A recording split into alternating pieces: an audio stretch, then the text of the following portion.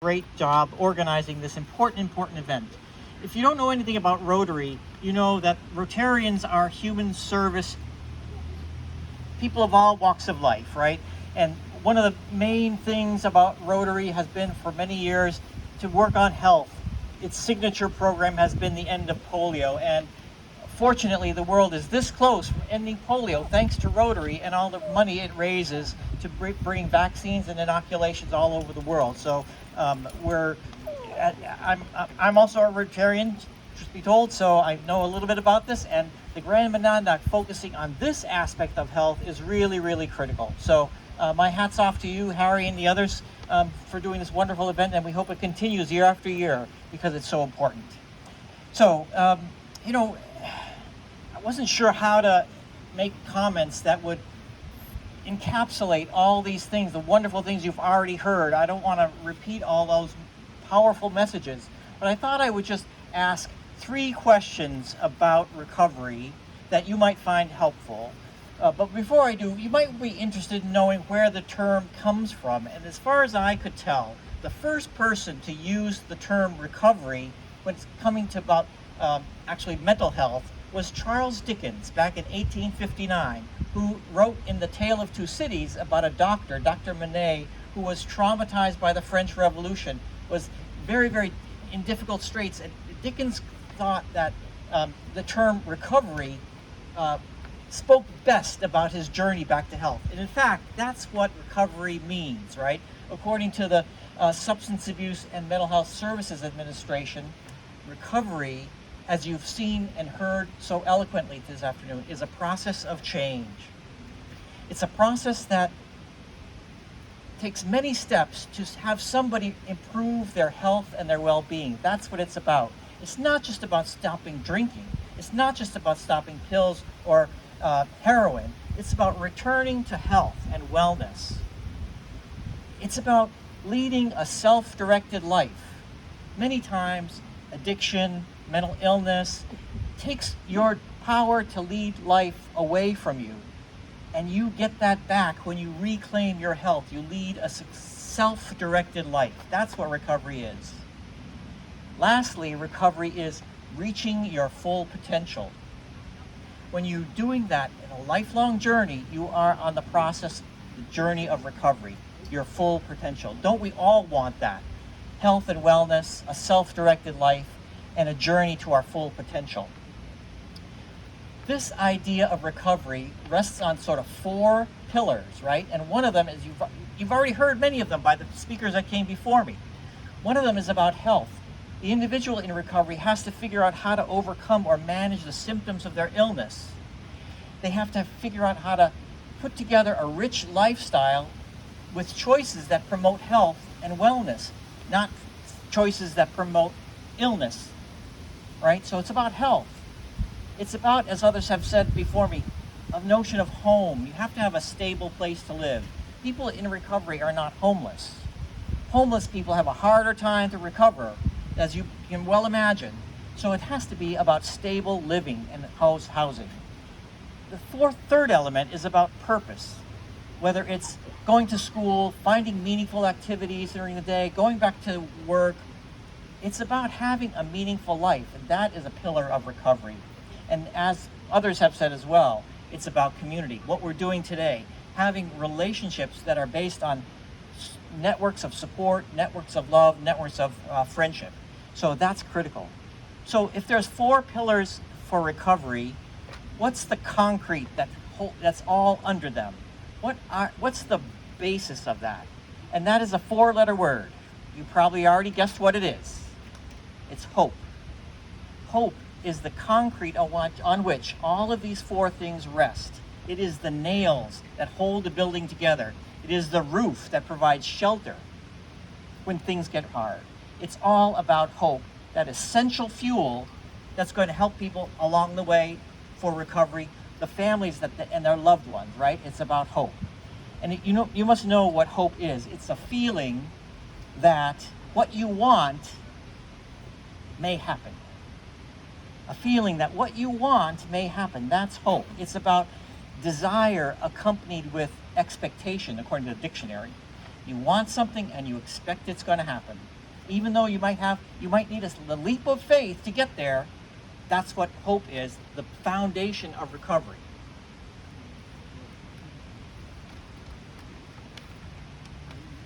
You know, part of me thinks I probably should have just collected all these signs and read them, and I would have had a nice closing speech. If you have not read these signs, you should take the time before you go to read them. They're so important. So here's the second question. Why is recovery so hard? Why is recovery so hard? There's a bunch of reasons, and you probably can guess some of them. But you're not probably thinking of the one I'm thinking of first. And that is, the human brain is the most complex thing in the universe, as far as we know. And we only have the smallest clue about how that organ of the body works. Why is that? Well, the brain, for one thing, is a very hard thing to study. And we didn't really have the tools to study it until the last maybe 30 or 40 years. Things like functional magnetic resonance imaging and SPECT scans and PET scans.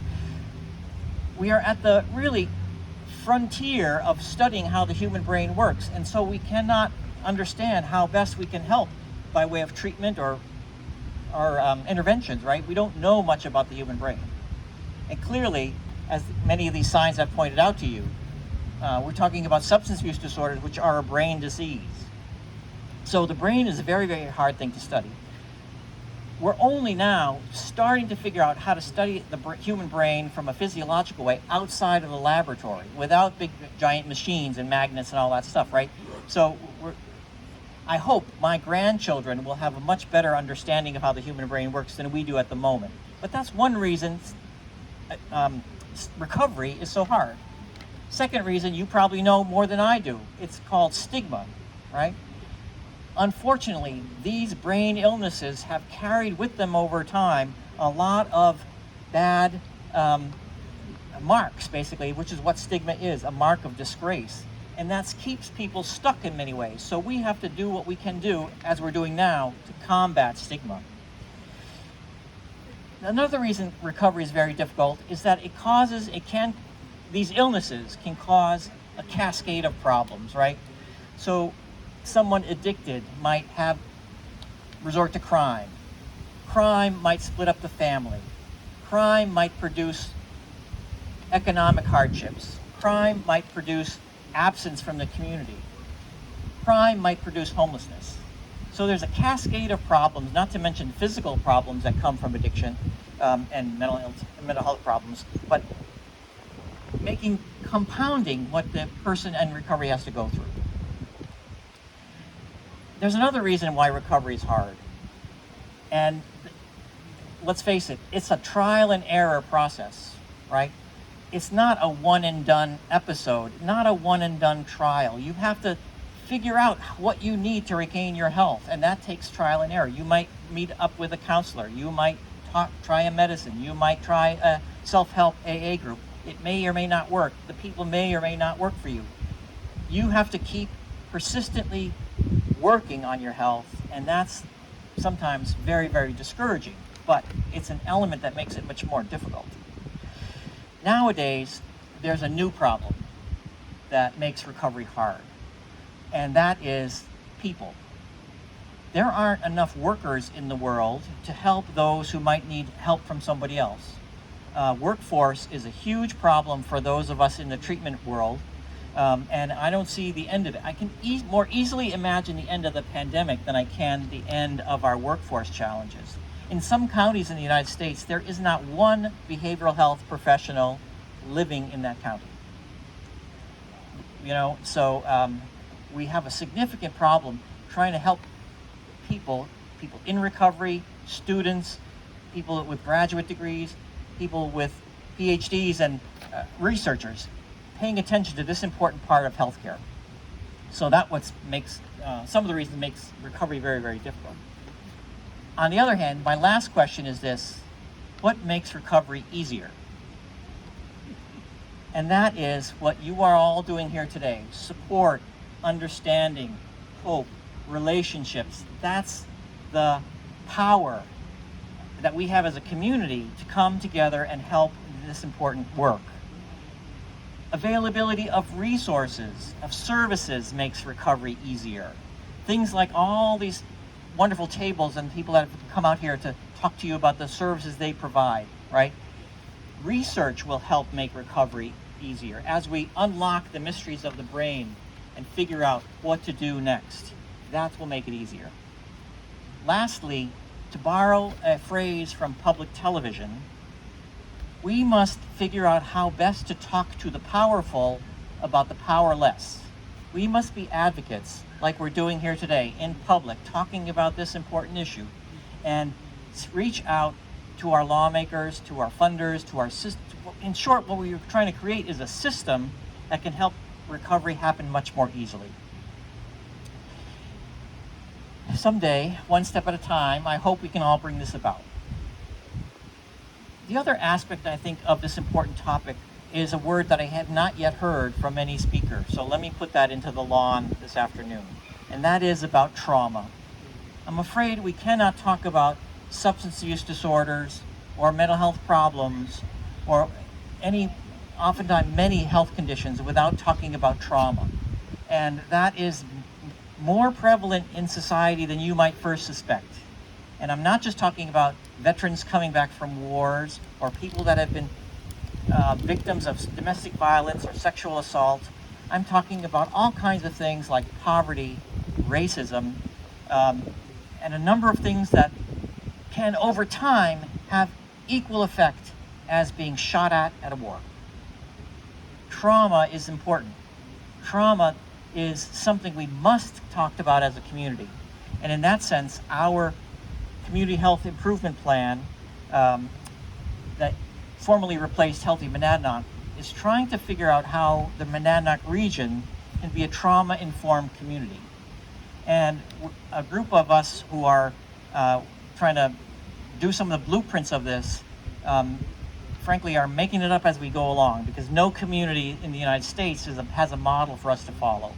We're trying to be a trauma-informed community so that everybody appreciates the kind of things we can do to help people overcome trauma, and by association, help people overcome all kinds of behavioral problems.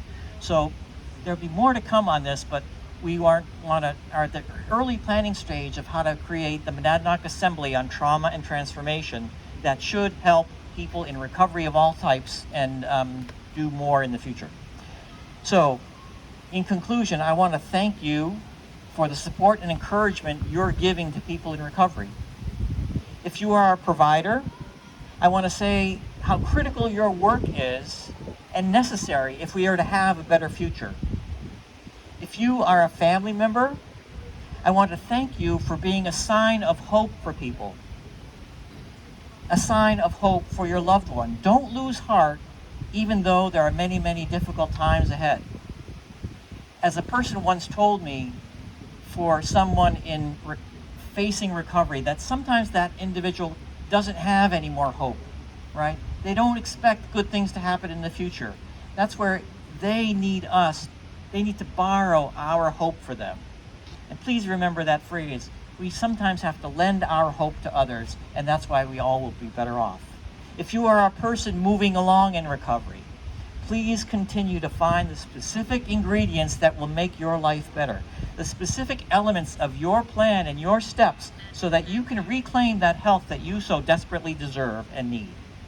Be patient with the people around you. Reach out even when hope fails and borrow some of their hope.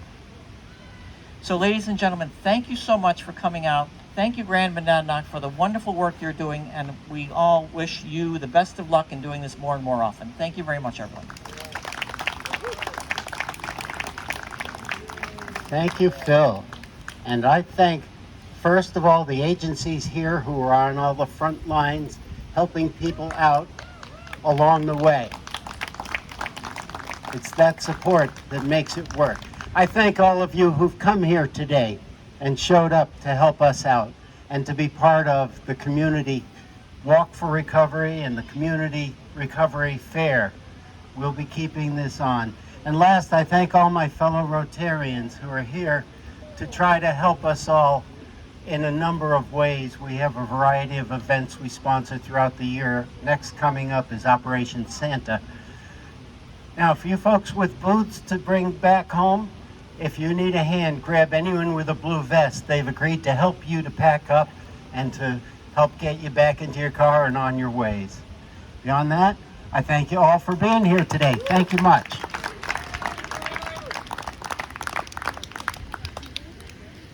Oops, sorry.